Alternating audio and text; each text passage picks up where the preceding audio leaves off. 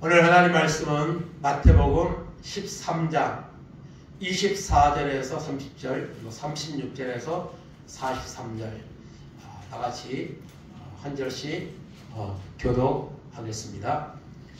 예수께서 그들 앞에 또 비유를 들어 이르시되 천국은 좋은 씨를 제밭에 뿌린 사람과 같으니 사람들이 잘 때에 그 원수가 와서 곡식 가운데 가라지를 덧뿌리고 갔더니 싹이 나고 결실할 때에 가라지도 보이거늘 집주인 종들이 와서 말하되 주여 밭에 좋은 씨를 뿌리지 아니하였나이까. 그런데 가라지가 어디서 생겼나이까. 주인이 이르되 원수가 이렇게 하였구나. 종들이 말하되 그러면 우리가 가서 이것을 뽑기를 원하시나이까. 주인이 이르되 가만두라. 가라지를 뽑다가 곡식까지 뽑을까 염려하노라. 둘 다 추수 때까지 함께 자라게 두라. 추수 때에 내가 추수꾼들에게 말하기를 가라지는 먼저 거두어 불사르게 단으로 묶고 곡식은 모아 내 곡간에 넣으라 하리라.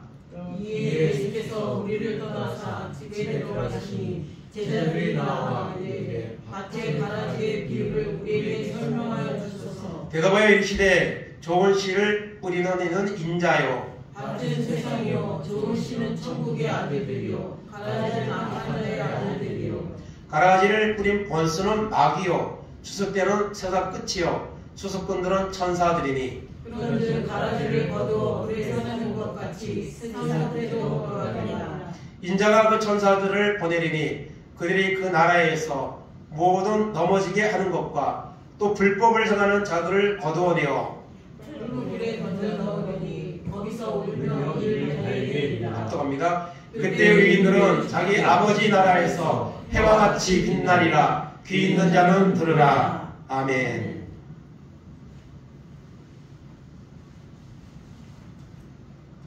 오늘 본문 말씀 30절에 보면 추수 때까지 함께 자라게 두라는 말씀이 있습니다. 그래서 추수 때까지 함께 자라게 두라 하는 제목으로 오늘 말씀을 나누려고 합니다. 마태복음 13장에는 비유가 7개가 나옵니다. 7개의 비유가 나오는데요. 예수님은 비유를 사용하시기를 좋아하셨습니다. 비유가 뭡니까? 예를 들어서 그 말씀을 잘 이야기해서 그 이야기를 잘 이해하기 위해서 예를 들어서 하는 이야기들, 그게 비유죠. 그래서 마태복음 13장 34절에 보면 예수님은 비유가 아니면 말씀을 안 했다고 할 정도로 많은 비유를 통해서 하나님의 말씀을 깨달을 수 있도록 그렇게 사용하셨습니다.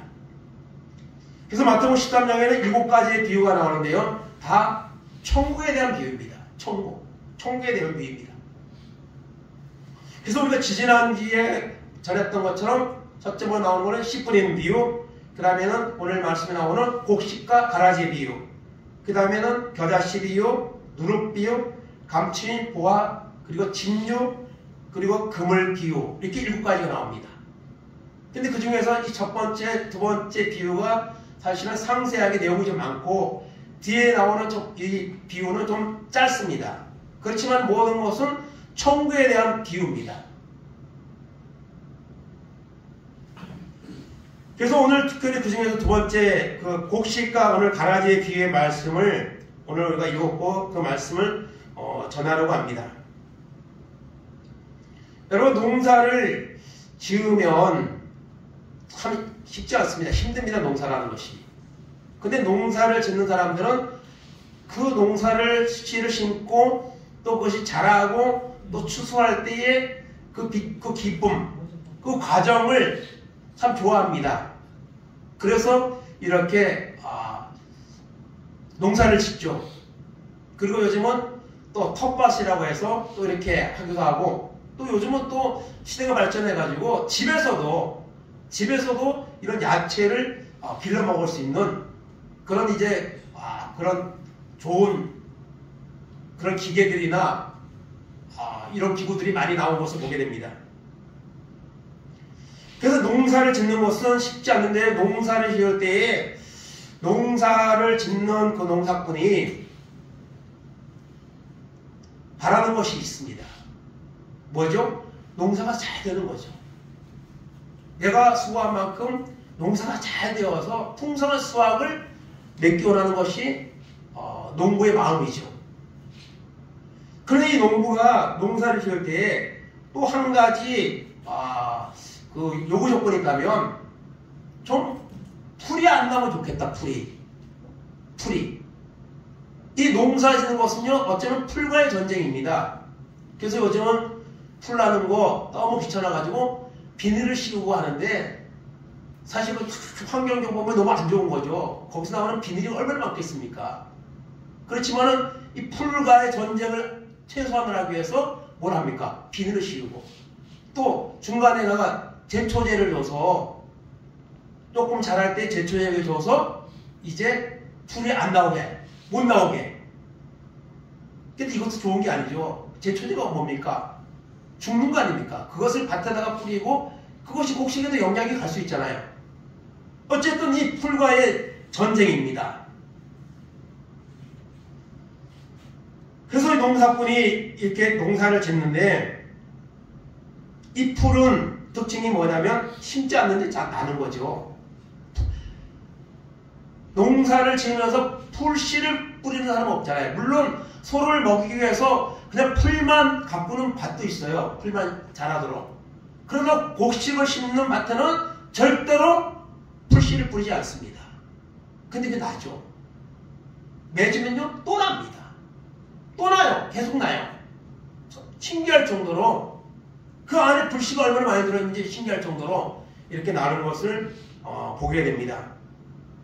그래서 농사를 짓고 이제 나중에는 추수를 합니다. 사실은 지금은 추수 때죠. 계절적으로 뭐 추수가 거의 이제 끝나는 시점이고 뭐 아직까지 추수가 이제 안 된 것들도 있습니다. 좀 늦게 하는 것도 있는데 대부분 이제 추수를 끝나는 이런 계절에 지금 우리가 와 있습니다. 그래서 심는 때가 있으면 거두는 때가 있는 것이죠. 그래서 오늘 말씀을 통해서 이 곡식과 가라지의 비유를 통해서 주님이 우리에게 주시는 말씀은 무엇인가를 우리가 나누기를 원합니다. 오늘 본문을 두 가지를 읽었습니다. 24절에서 30절까지 그 다음 건너뛰어서 36절에서 43절까지 읽었습니다. 그래서 앞에서 나왔던 씨 뿌리는 비유에도 마찬가지지만 거기도 두 번에 걸쳐 나왔습니다. 그래서 초반에 나온 것은 일반적인 그런 의미에서 그 농사를 짓는 과정 속에서 나타나는 원리를 말하는 것이고요. 그리고 뒤에 부분은 그것이 가지고 있는 영적인 의미, 믿음으로 바라볼 때의 그 의미가 무엇인가를 말하는 것으로 이렇게 나누어져 있습니다. 그래서 먼저 일반적인 의미를 우리가 볼 수 있는데요. 24절에 보면 예수께서 그들 앞에 또 비유를 들어 이르시되 씨 뿌리는 비유를 말씀하셨죠. 그 다음에 또 비유를 말씀하시는 거예요. 천국은 좋은 씨를 제밭에 뿌린 사람과 같다 했습니다. 그래서 씨를 뿌리고 곡식과 가라지의 내용을 말하고 있지만 이것은요 결국에 무슨 문제죠? 천국에 대한 문제입니다. 천국에 가느냐 못 가느냐 문제입니다. 이거 엄청 중요한 것이죠. 그래서 씨를 뿌리는데 무슨 씨를 뿌려요? 좋은 씨를 뿌립니다. 사람이 농사 지을 때 아무거나 뿌립니까? 제일 좋은 종자를 남겨두었다가 그거를 뿌리는 거예요. 그 종자를 좋은 거 심어야 여러분 열매도 농사도 잘 되는 거예요. 그냥 아무거나 그냥 막 쭉쟁이 갖다 심으면 되겠습니까? 좋은 씨를 밭에다 뿌린 사람과 같다 했습니다. 그리고 25절에 보니까 사람들이 잘 때에 원수가 와서 곡식 가운데 가라지를 덧뿌리고 갔더니 싹이 나고 결실할 때 가라지도 보이거늘. 좋은 씨를 뿌렸는데 심지 않은 가라지가 나온다는 것이죠. 근데 그 가라지를 누가 뿌리느냐? 원수가 와서, 원수가. 그래서 심지어 뿌리지 않은 이 가라지가 나와서 곡식을 뿌렸는데 그것이 싹이 나는데 같이 나와서 자란다는 것이죠. 근데 싹이 날 때, 그 결실할 때 가라지가 보였다 그랬습니다. 여러분, 풀이 나는 것은 곡식하고 분명히 구분이 됩니다. 대부분은요. 그러면은 어떡합니까? 풀을 매주죠. 작을 때. 크면은 매기 힘드니까 작을 때 매줍니다. 그러면은 곡식과 가라지가 흡사한 이런 종류들도 있습니다. 그래서 오늘 말씀에 나오는 이 가라지라는 이 헬라어 단어를 보면 지자니온이라는 단어인데요. 가짜 밀. 밀하고 비슷하게 생겼는데 밀이 아니에요. 이것이 같이 하려면 모르는 거죠. 구분이 안 되는 거예요. 이거 어떤 게 밀이고 어떤 게 이 가짜 밀인지 구분이 안 되는 거죠.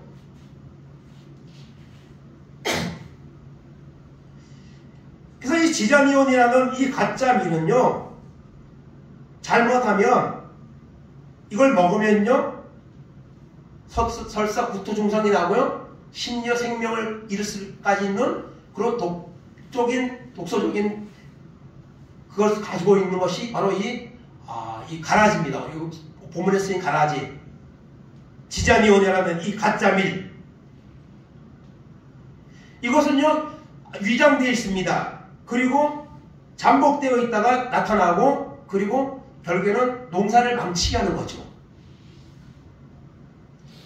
그래서 우리나라도 이 비슷한, 벼농사에 비슷한 것이 있는데요. 이 곡식과 가라지, 이 벼농사를 지으면요, 피라는 것이 있습니다. 피라는 것이 있는데, 이게 처음에 나올 때는요, 벼하고 구분이 잘 안 돼요. 구분이 안 됩니다. 그래서 어떡합니까? 이것이 크기 전에 김을 매준다 그러죠. 김을요. 그래가지고 좀 자랐을 때 사이사이를 밟고 다니면서 그것이 나오는 것을 갖다 이제 밟아버리냐. 자라지 못하도록. 요즘은 또 뭐 농약이 또 이렇게 발전돼가지고 뭐 피 뽑고 김 매주고 뭐네 그런 건 없는 것 같더라고요. 이 약으로 요새는 이제 그것을 이제 해결하는데, 그래도 그 약을 안 주거나 이거 잘 관리를 안 하면 꼭 이 피가 나옵니다. 이 비슷해요. 근데 언제 이게 드러나느냐? 추수 때가 되면 드러나요. 이 사진에서 보는 것처럼요, 이 피는요, 벼보다 더 키가 크게 자랍니다. 그러니까 딱 위에 노출이 되는 거죠. 언제요? 추수 때에. 그럼 그때라도 뭐 제거를 하거나 그럴 수 있겠지만은, 어쨌든 그 때문에 이 벼가 먹어야 될 영양분을 이 가라지가, 피가 먹은 거예요. 그러니 여러분 고구마 같은 거 비늘 씌우고 심어도 마찬가지입니다. 이 비늘 씌우고 구멍 뚫어서 고구마 심으면요, 그 사이에 풀도 나요. 그거 조그만 때 안 뽑아주면요, 나중에는요, 엄청 커집니다. 그래서 그 고구마 키면요, 고구마 밑이 없어요. 그 영양분을 다 뺏어 먹은 거예요. 그래서 이 곡식과 가라지, 여기에 대해서 주님이 말씀하십니다. 그래서 이걸 뽑기를 원하십니까? 꼭 뽑아야 됩니까? 뽑아야 돼요. 그런데요, 어렸을 때 조심해서 뽑아야지 자라고 난 다음에는 못 뽑습니다. 그거 뽑다가요, 원래 심어놓은 곡식까지 같이 뽑혀버리면 그런 농사가 안 되는 것이죠. 그래서 27절, 28절에 보니까 집주인의 종들이 와서 말하되 주여 밭에 좋은 씨를 뿌리지 아니하였나이까? 가라지는 어디에서 생겼나이까? 주인이 이르되 원수가 이렇게 하였구나. 그리고 우리가 가서 이거를 뽑을까요? 뽑기를 원하시나이까? 물었습니다. 그랬더니 주인이 말합니다. 가만 돌아. 가라지를 뽑다가 곡식까지 뽑을까 염려하노라. 여러분, 이거 곡식과 가라지가 비슷한 크기로 자랐을 때요, 그 가라지를 뽑으면요, 반드시 원래 있는 곡식까지 뽑히거나 뿌리가 흔들려 버립니다. 그러면요, 그 농사가 잘 안 됩니다. 죽을 수도 있고, 곡식까지 죽을 수도 있습니다. 그래서 주인은 말합니다. 언제까지 곡식을 언제까지 놔두냐? 30절에 보니까 둘 다 추수 때까지 함께 자라도록 내버려 두라고 말씀합니다. 얘는 뽑다가 곡식까지 망치면 안 되니까. 오늘 세상에는요, 곡식같이 정말 필요한 존재로 살아가는 사람이 있고요, 가라지같이 정말 쓸모없는 존재로 살아가는 사람들이 얼마나 많습니까? 얼마나. 일반적으로 볼 때 정말 곡식 같은 이런 사람이 있는가 하면 가라지같이 쓸모없는 사람들 오늘 세상에 너무 많습니다. 너무 많아요. 추수 때까지 함께 자라게 두라. 추수 때에 내가 추수꾼들에게 말하기를 가라지는 먼저 거두어서 불사들에게 바다로 묻고 나중에 뭐 불쏘시개나 아니면 태워버리거나 묶어놓고 곡식은 모아서 어디에요? 곡간에 넣으라 하리라. 이것이 곡식과 가라지 비유의 일반적인 내용입니다. 그런데 이 말씀을 예수님이 하신 목적은 이야기만 하라고 하는 게 아니에요.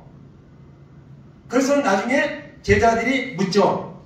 예수님, 이 곡식과 가라지 비유의 영적인 의미가 무엇입니까?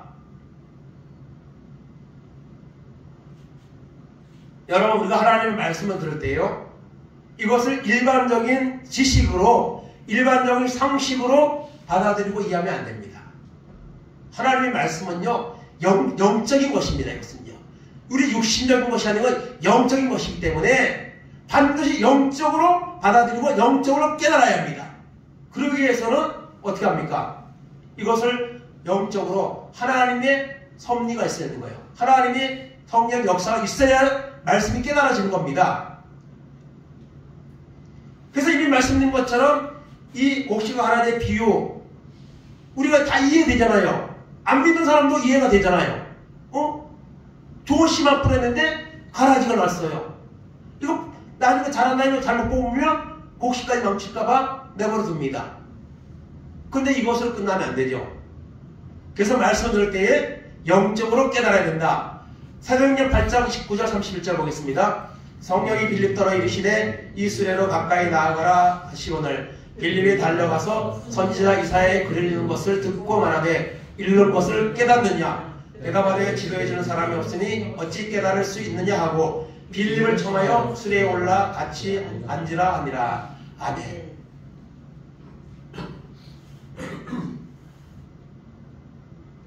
여기 보면 에티오피아의 그 국고 나라 살림을 맡은 네시가 나옵니다. 간닥이라고 하는 사람인데 이 사람이 예루살렘 예배하러 왔다가 자기 나라로 돌아가는 중이에요. 근데 돌아가는 중에 수레 위에서 말씀을 보고 있습니다. 이사야서 말씀을 보고 있어요. 53장 말씀을 보고 있는 거예요. 그때 이 빌립이라는 집사가 가서 묻는 거예요. 지금 말씀을 읽고 계신데 그 말씀을 깨닫습니까? 깨달으십니까? 그러니까 이 에티오피아의 국고를 맡은 네시 간다게가 하는 말이 이것을 가르쳐주는 사람이 없으니 지도해주는 사람이 없으니 이 영적인 의미를 지도해주는 사람이 없으니 내가 어떻게 깨달겠느냐? 잘 모른다는 거예요. 그래서 빌립이 올라가서 그 말씀이 이사야의 말씀이고 그 말씀을 연결해서 예수님의 십자가 복음까지 쭉 설명을 해주는 거예요. 그랬더니 그 네시가 그 말씀을 듣고 깨닫고 거기에서 믿기로 작정을 해서 그 자리에서 세례를 주는 이런 역사가 일어납니다. 그래서 우리가 하나님의 말씀을 들을 때요 깨달아야 됩니다. 그래서 씨 뿌리는 비유에서 나왔죠. 말씀을 듣고 깨닫고 지키는 자가 여러분 뭐가 있습니까? 좋은 밭이 좋은 열매를 맺는 거예요. 그래서 우리가 말씀을 들을 때 깨달아야 됩니다. 깨닫지 못하면요 절대로 행하지 않습니다. 깨닫고 나서도 안 행하는 경우도 있는데 깨닫지 못하면 안 되죠. 말씀을 들을 때 깨달아야 됩니다. 그러기 위해서는요 하나님의 은혜가 있어야 됩니다. 성령의 은혜가 있어야 됩니다. 베드로전서 1장 20절 21절입니다. 먼저 할 것은 성경의 모든 예언은 사사람이 들 것이 아니니 예언은 언제든지 사람의 뜻으로 낸 것이 아니요 오직 성령의 감동하심을 받은 사람들이 하나님께 받아 말하는 것입니다. 아멘. 성경은요 함부로 해석하면 안 돼요. 이거는요 사람이 기록했지만은 성령의 감동을 받은 사람들이 기록한 거예요. 그래서 하나님의 말씀인 거예요. 그래서 우리가 말씀을 들을 때에 우리가 뭐 혼자서 성경을 볼 때에도 또 예배 드릴 때에도 하나님 오늘 말씀할 때에 성령이 임하셔서 이 말씀을 내가 깨달아지게 하옵소서, 은혜를 받게 하옵소서, 이런 마음으로 우리가 말씀을 들어야 됩니다. 내 지식으로 들으면 안 되고 성령의 인도로 말씀을 전해야 되고 또 말씀을 들을 때에 하나님의 역사가 임하고 은혜가 임하는 겁니다.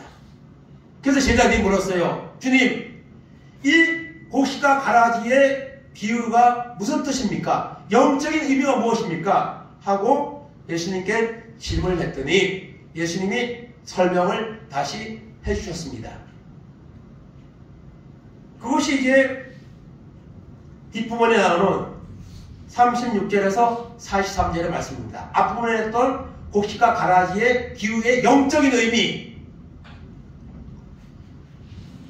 그것을 쭉 보면은 여기 쭉 나오는데요. 첫째로 1번 좋은 씨를 뿌리는 분은 누굽니까? 인자라 그랬습니다. 인자가 누구예요? 예수님의 이름입니다. 성경에는 신약에 예수님의 이름이 여러 가지 나와요. 표현이. 인자는 사람의 아들이라는 이런 뜻인데 좋은 씨를 뿌리는 분은 예수님.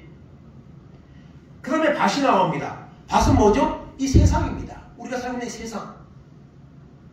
좋은 씨는 무엇일까요? 천국의 아들들. 하나님을 믿고 하나님의 말씀대로 순종하며 살아가는 사람들. 이 좋은 씨입니다. 그리고 가라지를 뿌리는 원수가 있습니다. 가라지를 뿌리는 원수가 누구예요? 마귀입니다. 오늘 사람들이요, 이렇게 악해지고요, 이렇게 정말 인간 같지 못한 죄를 수없이 저지르는 사건들이 너무 많이 일어나는데요. 여러분, 그게 왜 그럽니까? 악한 마귀 역사입니다. 악한 마귀가 사람 속에 들어가서 사람을 이렇게 강팍하게 만들고 사람을 죽이게 만들고 이렇게 하는 거예요. 성경에도 그대로 많은 사람들이 그렇게 나오고 있고요. 또 가라지 누굽니까? 가라지. 가라지는 악한 자의 아들들입니다. 하나님을 믿지 않고 하나님을 믿어도 하나님 말씀에 순종하지 않고 그냥 형식적인 그런 신앙을 가지고 있는 사람들, 입으로만 주여지하는 자들. 그래서 이 가라지는요, 여러분 안 믿는 사람들을 말하고 더 나아가서는 하나님의 교회 안에도 가라지가 있습니다. 예수님의 제자 중에서도 가라지가 있었습니다. 가룟유다. 오늘 교회 안에 알곡이 많을까요? 가라지가 많을까요? 과연 나는 여러분 곡식입니까? 가라지입니까? 하나님이 판단하시겠지만 우리 자신도 스스로 어느 정도 판단할 수 있어요. 내가 곡식인가? 내가 가라지인가? 그리고 추수 때는 언제입니까? 세상 끝날입니다. 주님이 재림하시는 날, 또는 내가 이 세상에서 생명이 끝나는 날, 그날이 바로 여러분 추수날입니다. 추수 때입니다. 그리고 추수꾼은 누굽니까? 천사들이라고 말하고 있습니다. 오늘 말씀 보면 천사들이 와서 마지막 때에 주님의 명령을 따라 추수를 하는 거예요. 이렇게 영적인 의미를 주님이 쭉 말씀을 해주셨어요. 뒷부분에. 거기서 제가 제목하고 의미만 이렇게 구분해서 여기다가 지금 올린 겁니다. 그러면 이제 중요한 것은 추수 때까지 놔두라 그랬어요. 지금 오늘 세상에는 하나님이 저렇게 악한 사람을 왜 좀 심판해 버리지 않습니까? 저렇게 악한 독재자들을 왜 하나님이 내버려 두십니까? 하나님이 계시다면, 그러나 하나님은 추수 때까지 내버려 둬라. 추수 때에 곡식과 가라지가 드러나고 천국 갈자와 지옥 갈자가 드러나는 그날까지 내버려 두라고 말씀하십니다. 그리고 한편으로는요, 그 추수 때까지가 기회예요. 기회의 시간이에요. 기회. 추수 때가 되면 그때는 돌이킬 수 없습니다. 추수하는 그날까지, 주님의 재림하는 날까지, 내가 하나님 앞에 부름받는 그날까지가 기회입니다. 가라지 같은 근성이 있다면 다 회개하고 버려버리고 정말 곡식으로, 알곡으로 우리의 모습이 변화되어야 되는 것이죠. 그런 의미에서 말씀을 주는 거죠. 추수 때의 가라지는 어떻게 됩니까? 42절 보겠습니다. 다 같이 읽겠습니다. 풀무불에 던져 넣으리니 거기서 울며 이를 갈게 해주리라. 아멘. 그 풀, 가라지, 그 뭐 하겠어요? 뭐 가축에 먹이를 줄 수도 없을 거야 아마. 여기서 이거 말하는 가라지는 독소를 가지고 있다 그랬잖아요. 가짜 밀. 그걸 어떻게 버려 쓰겠어요? 그냥 불쏘시개나 쓸 뿐이죠. 풀무불에 던져버리니 거기서 울며 이를 가게 되리라. 여러분, 가라지로 내가 만약에 가라지라면요, 추수날에, 심판날에 풀무불은 뭡니까? 지옥입니다. 거기에 던져져서 거기서 슬피 울며 이를 가게 된다는 겁니다. 무서운 말씀이죠. 그러면 가라지를 거기서 어떻게 표현하고 있습니까? 악한 자의 아들들이라 했죠. 넘어지게 하는 자, 불법을 행하는 자. 다른 사람을 넘어지게 하고 또 불법을 행하고, 여러분, 하나님을 안 믿는 사람들이 불법을 행하지만요, 하나님 믿는 사람들은 말씀대로 안 살면 그것이 불법을 행하는 거예요. 말씀대로 안 살면. 불무불에 던져진다는 것은 지옥불에 던져져 영원토록 고통을 받는다는 거예요. 그래서 그냥 가라지, 그냥 불 속에 넣는다, 이 정도로 생각하면 안 돼요. 추수의 날에, 주님의 재림의 날에 우리의 여러분 모습이 이렇게 결정될 수 있다는 거예요.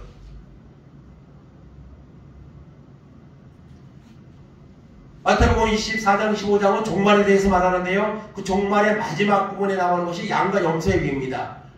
거기서 나오는 이 염소가 바로 아마 가라지라고 말할 수 있습니다. 마태복음 25장 31절, 33절, 41절 보겠습니다. 인자가 자기 영광으로 모든 천사와 함께 올 때에 자기 영광의 보좌에 앉으리니 모든 민족과 그 앞에 모으고 각각 구분하기를 목자와 양과 염소를 구분하는 것 같이 하여 양은 오른편에 염소는 왼편에 두리라. 또 왼편에 있는 자들에게 이르시되 저주를 받은 자들아, 나를 떠나 마귀와 그 사자들을 위하여 예비된 영원한 불에 들어가라. 아멘. 주님이 오시는 날, 천사들과 함께 오시는 그 마지막 날, 주세 날, 그날 양과 염소를 구분합니다. 아니, 곡식과 가라지를 구분합니다. 그날에, 추수는 날에.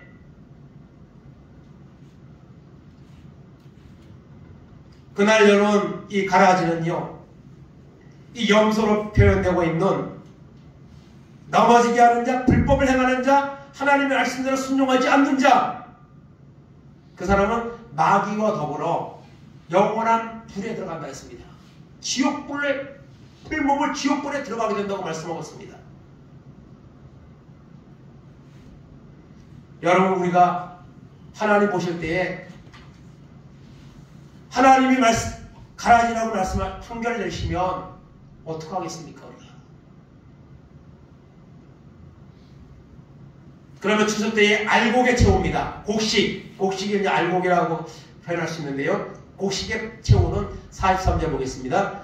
그때 의인들은 자기 아버지의 나라에서 해와 같이 빛나리라. 귀 있는 자는 들으라. 아멘. 영원한 풀무불에 들어가는 것하고 아버지의 나라에서, 천국에서 해와 같이 빛나리라. 얼마나 극과 극입니까?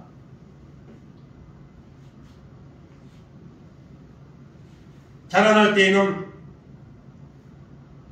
구분되지 않을 정도로 비슷하게 자라났는데 추수 때가 되니까 이것이 분명하게 드러나고, 정체가 드러나고, 그리고 여러분 그 결과가 다르게 나타나는 것을 볼 수가 있습니다.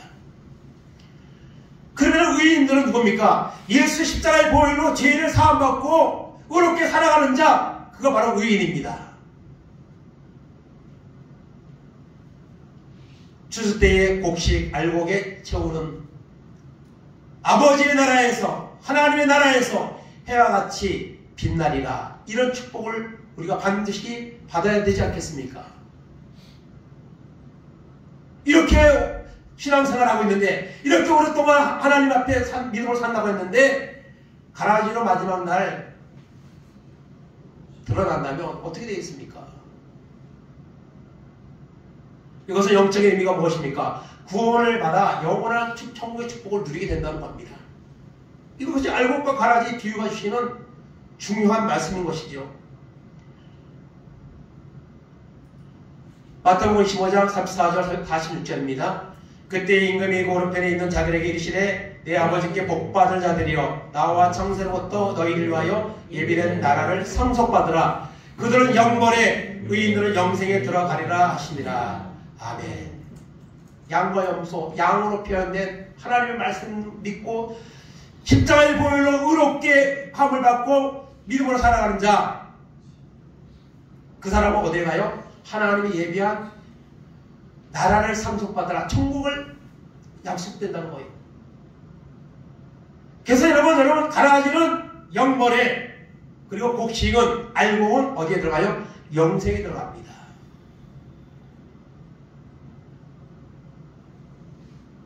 이렇게 가라지와 곡식이 주는 날에 분명하게 여러분 극과 극으로 여러분 심판당하게 된다는 것을 우리는 기억을 해야 될 것입니다. 중요한 것은 나는 알곡인가 쭉정인가, 나는 곡식인가, 나는 가라지인가. 어떤 분이 그 설교하는데 씨 뿌리는 비유에서 길가, 돌밭, 가시덤불, 옥토 이렇게 나오는데 당신은 그 중에 어느 것에 속합니까? 하면 대답을 안 한다고 합니다. 못하는 거죠. 왜냐하면 돈 땅이라는 이런 확신이 없으니까 내 모습이 보니까 길가, 돌밭, 가시밭하고 너무 거기에 어울리니까 대답을 못하는 거예요. 여러분 마지막 주세 날에 알곡과 쭉정이가 여러분 구분이 됩니다. 누가복음 3장 17절 보겠습니다. 손에 키를 들고 자기의 타작마당을 정하게 하사 알곡은 모아 곡간에 들이고 쭉정이는 꺼지지 않는 불에 태우시리라. 아멘. 여러분 이게 지금 뭐 하고 있는 거죠? 키질한다 알죠? 키질. 저도 키질을 한번 해봤는데요. 이게 잘 안 돼요. 이게 오랜 훈련을 반복을 연습을 해야지 이게 되는데, 근데 여러분 시골에 가면 나이 드신 어르신들 보면 키질하는 거 보면 참 신기해요. 이렇게 하면 쭉정이는 다 날아가고 알곡은 안으로 이렇게 쫙 모여들어요. 여러분 마지막 날 수순날에 이와 같은 일이 있는 겁니다. 키질하는 거예요. 여러분 주님은 키질을 잘할까요 못할까요? 하나님은요 키질을 잘하세요. 정확히 하세요. 곡식인데 가라지로 빼낸다든가, 가라지인데 곡식으로 쳐준다든가 그런 거 없습니다. 하나님의 키질은요 정확합니다.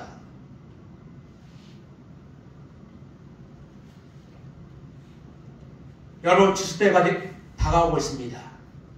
오늘 세상을 보면요 이 지구가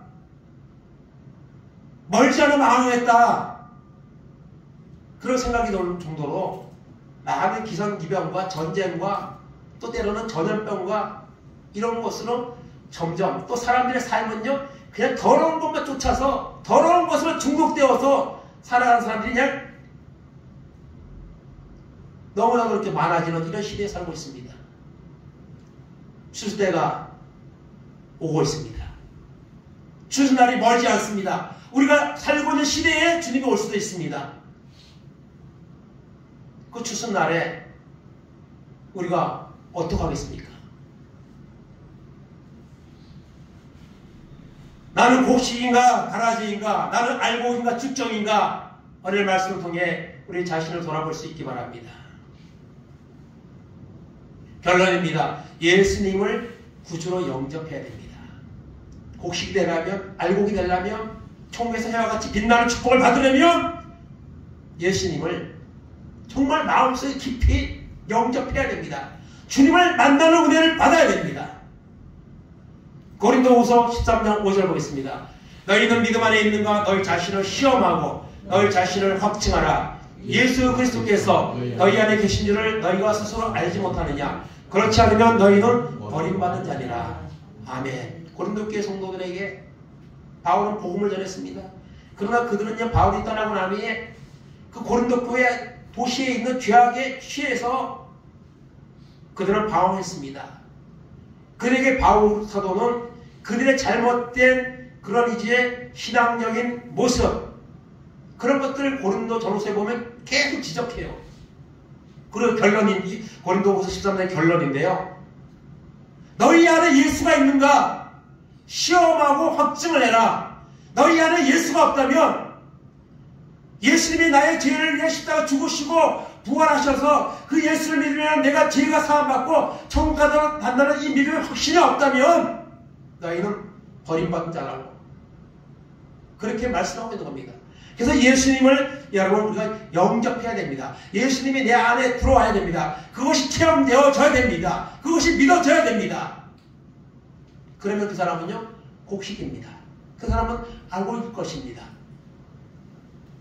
로마서 10장 9절 10절입니다. 내가 만일 내 입으로 예수를 주로 시인하며 또 하나님께서 그를 죽은 자 가운데서 살리신 것을 내 마음에 믿으면 구원을 받으리라. 사람이 마음으로 믿어 의에 이르고 입으로 시인하여 구원에 이르리라. 아멘. 예수님을 시인하시기 바랍니다. 주님은 나의 주님이십니다. 주님이 나의 죄를 대신해서 그 십자가에서 고난당하시고 멸시당하시고 죽으시고 부활하셨습니다. 그 예수님을 믿기 원합니다. 나의 구주로 고백합니다. 이제는 내가 주님을 믿고 주님의 말씀대로 살겠습니다. 주님을 위해서 내가 무엇인가를 할 수 있는 이런 믿음의 사람으로 살겠습니다. 이런 은혜가 있게 되면요 여러분 그 사람은 곡식입니다. 그 사람은 여러분 알고 있을 것입니다. 여러분. 마지막으로 히브리서 9장 27절 18절입니다. 한번 죽는 것은 사람에게 정해진 것이요 그 후에는 심판이 있으리니 이와 같이 그리스도도 많은 사람의 죄를 담당하시려고 단번에 들이신 바 되셨고 구원에 이르기 위하여 죄와 상관없이 자기를 바라는 자들에게 두 번째 나타나시리라. 아멘. 종말의 날이 오고 있습니다. 추수 때가 오고 있습니다. 심은 것이 있으면 반드시 추수하는 시기가 있잖아요.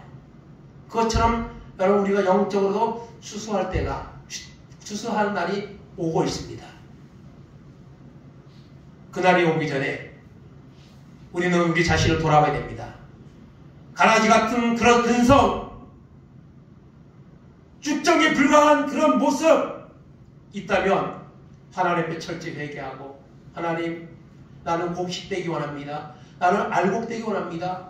그날의 추수의 날에 여러분 아버지의 나라에서 해와 같이 빛나는 이런 구원의 은혜를 받기 원합니다.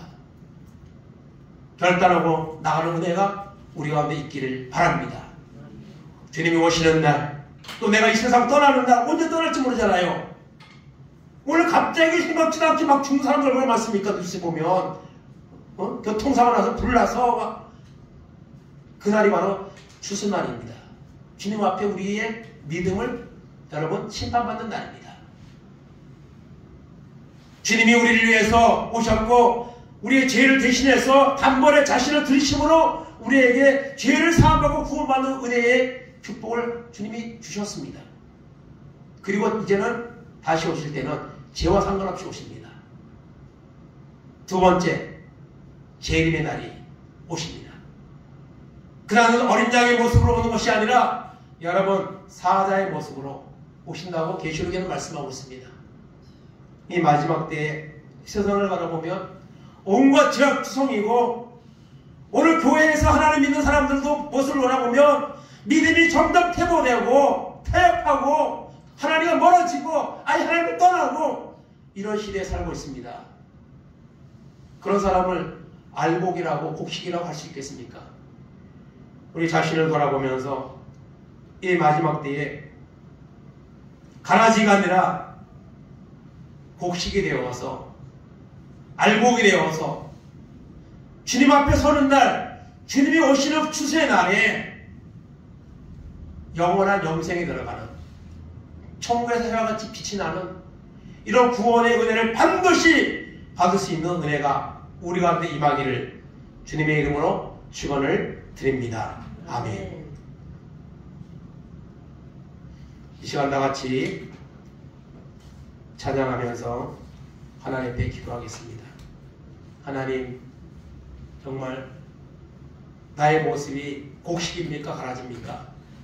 정말 믿음으로 살아가는 곡식, 그 중에서 알곡 같은 이런 사람으로 결단하고 하나님의 은혜를 받아서 추수의 날에 영벌이 아니라 영생에 들어갈 수 있는 이런 은혜가 우리 가운데 임할 수 있도록, 끝까지 믿음을 지킬 수 있도록, 더 믿음이 더 단단해질 수 있도록 하나님 결단하는 이런 기도를 하나님께 드리겠습니다.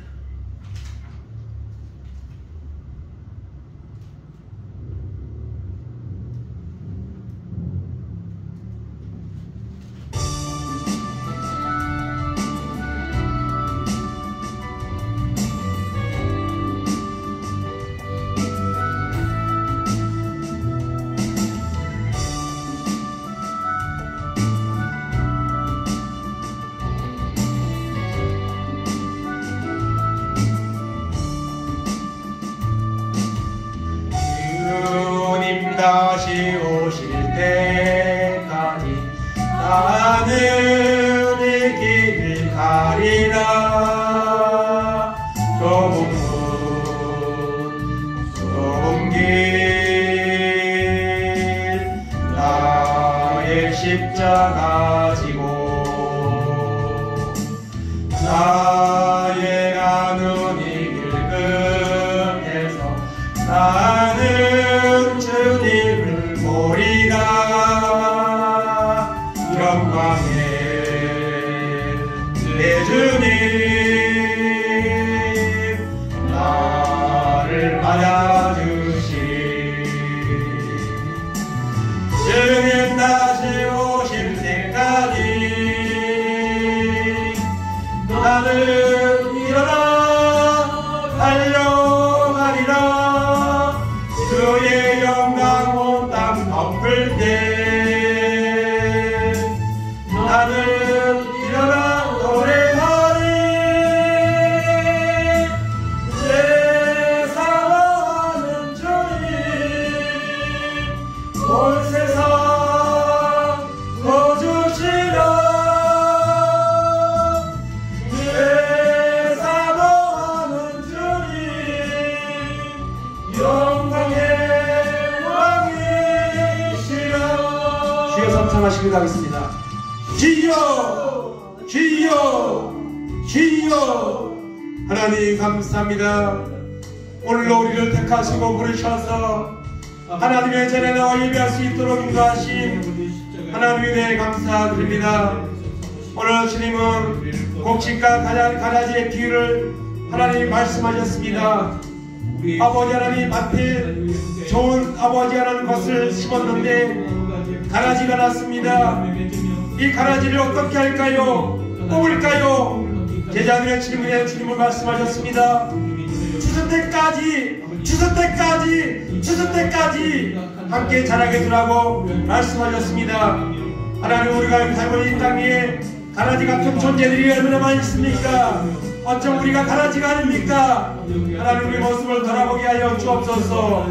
추수하는 날에 가라지의 운명은 뜨거운 풀무불에 던져져 하나님 아버지가 다루게 될 것입니다. 슬피 울며 이를 가게 될 것입니다. 그러나 하나님 곡식은 알곡은 하나님 곡간에 드리고 하나님의 나라에서 해와 같이 빛이 나는 이런 구원의 은혜를 누리게 된다고 하나님 말씀하고 있습니다. 오늘까지 우리가 하나님을 믿었습니다. 오늘 하나님께 예배합니다. 우리가 하나님을 믿는 목적이, 예배하는 목적이 하나님 어디에 있습니까? 하나님 아버지 구원에 있지 않습니까? 종교에 있지 않습니까? 하나님 아버지, 오늘 우리가 살고 이 땅이 하나님 죄악으로 물들어가고 있습니다. 온통 가라지들이 아버지 하나님, 아버지 뜻이 아닌 세상을 살고 있습니다. 하나님 아버지, 주수의 날에 우리가 주님 앞에 어떤 모습으로 하나님 심판받을지를 생각하게 하옵소서. 하나님 아버지, 피하지 말게 하시고 우리의 모습을 회개하며 우리의 죄악을 회개하며 하나님을 찾게 하옵소서. 주님을 입으로 시인하게 하옵소서. 십자가에 못 박히고 죽으신 주님을 영접하게 하옵소서. 오래 은혜가 있게 하시고 성령의 은혜를 받아서 하나님의 심판의 날에 반드시 구원받는 이런 놀라운 은혜가 우리 가운데 있도록 하나님 인도하시고 붙잡아 주시옵소서. 오늘 주님을 바라보게 하시고 구원의 은혜 가운데 결단하고 나아가는 은혜가 있도록 하나님 인도하시고 붙잡아 주셔서 오직 주께 문을 돌리는 승리의 하나님 역사가 있도록 인도하시고 붙잡아 주셔서 오직 주께 문을 돌리게 하시고 이제는 아버지 구원의 주님을 만나며 구원의 주님을 선포하며 믿음으로 살아가는 놀라운 은혜가 있도록 하나님 인도하여 주시옵소서. 성령을 역사하시는 하시고 함께하여 주셔서 오직 주께만 우리는 기가 놀라운 애 있도록 하나님도 하시고 붙잡아 주시옵소서. 하나님 감사합니다. 농부가 땅에 좋은 것을 심었는데 심지 않는 가라지가 납니다. 이것을 뽑을까요? 뽑다가 곡식까지 뽑을까 하노라. 추수 때까지 함께 자라도록 두라고 주님 말씀하십니다. 오늘 세상에는 곡식같이 알곡같이 하나님을 신실하게 믿고 더 아름다운 성품과 아름다운 삶을 살아가는 사람들이 있는가 하며 정말 쓸모없는 가라지같이 다른 사람에게 넘어지게 하고 불법을 행하는 이런 사람들이 너무 많은 세상에 살고 있습니다. 하나님은 내버려 두라고 말씀하십니다. 추수 때까지 내버려 두라고 말씀하십니다. 그러나 추수날이 되면 그것이 드러나게 될 것입니다. 그리고 드러난 그 모습대로 하나님의 말씀대로 영생을 얻든지 영원에 처하든지 되게 될 것입니다. 하나님, 우리는 곡식입니까? 가라지입니까? 우리는 알곡입니까? 집정입니까? 우리의 모습을 돌아보게 하옵소서. 추수날의 무서운 심판대 앞에서 주님이 우리의 생명을 부르시는 그날이 심판의 날이 될 텐데 그날에 우리는 어떤 결론으로 주님 앞에 우리의 모습을 인정받게 될까요? 두려운 마음으로 우리의 형식적 위선적인 신앙을 하나님 버리게 하시고 추수 때까지 아직 시간이 있습니다. 기회가 있습니다. 더 이상 물러서지 말게 하시고 정말 좋은 곡식과 알곡이 될 수 있도록 그렇게 인정받을 수 있도록 하나님의 은혜를 구하게 하시고 주님을 마음에 영접하고 주님이 내 안에 있음을 체험하는 영적인 이런 체험을 하고 구원의 확신과 믿음을 가지고 하나님의 나라를 위해서 영광을 돌리며 살아있는 이 생명의 복음을 믿지 않는 자에게 선포하는 그 아름다운 알곡 같은 모습으로 살다가 주님 앞에 서는 날 추수날에 자라였도다 착하고 충성된 종아 인정받고 축복받는 우리의 믿음의 남은 여정의 삶이 될 수 있도록 하나님의 은혜를 베풀어 주시옵소서. 이 마지막 때에 썩어져가는 세상을 바라보는 것이 아니라 살아있는 말씀을 바라보고 하나님의 편하고 예비하며 기도하며 순종하여서 알곡의 모습으로 추수날에 아버지의 나라에서 해와 같이 빛이 나는 이런 축복을 받는 우리 모두 한 사람 한 사람 될 수 있도록 은혜를 베풀어 주시옵소서. 감사드리며 예수님의 이름으로 기도하옵나이다. 아멘. 다 같이 일어나셔서 찬송 찬송가 597장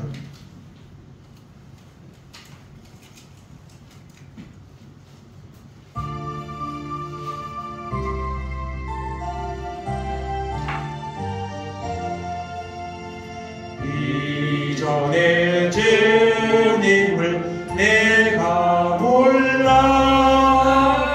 영광의 주님을 이방했다. 지극한 그네 내게 넘쳐 날 불러주시니 고마워라. 나는 달란트 얼마런가 다행서 그것을 남기어서 갑절로 주님께 바치오며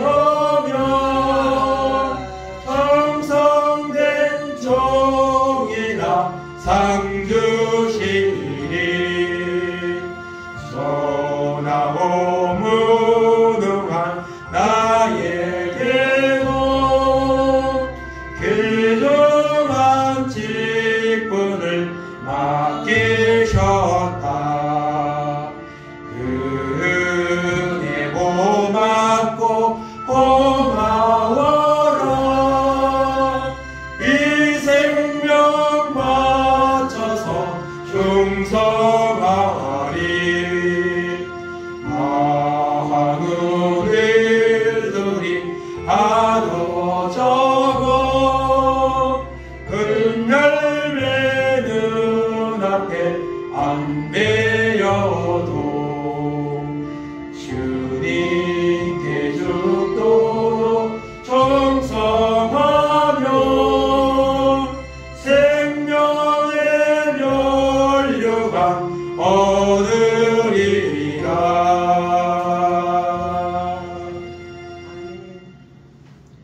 지금은 우리 주 예수 그리스도의 은혜와 하나님 아버지의 놀라우신 사랑하심과 성령님 감화 통하심이 마지막 추수 때가 이르는 때에 하나님 나의 모습이 곡식인지 가라지인지 알곡인지 쭉정인지 우리가 스스로 모습을 돌아보고 또 주님이 또 어떻게 판단하실지를 우리가 생각하며 하나님 다시 한번 우리의 나약하고 연약한 신앙의 모습을 주님 앞에 돌아보며 회개하며 새로운 결단을 가지고 마지막 추수날에 곡식이 되어서 알곡이 되어서 하나님의 나라에서 해와 같이 빛이 나는 영생이 들어가는 그런 믿음의 결말을 보며 그날을 준비하는 사람으로 남은 생에 살아가기를 결단하는 우리 모든 성도들 머리 위에